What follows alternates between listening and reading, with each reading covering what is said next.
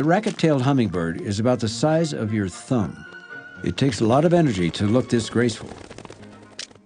That means it's living in a perpetual state of near starvation.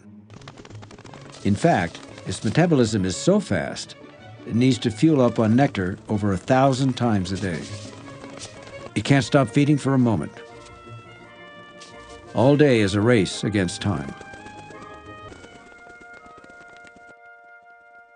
The racket-tail isn't the only one hunting for nectar in the forest flowers.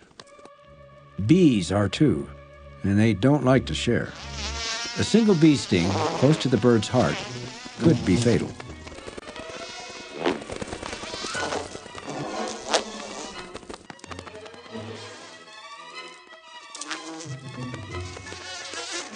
But time is on the racket-tail's side. Rain is about to intervene.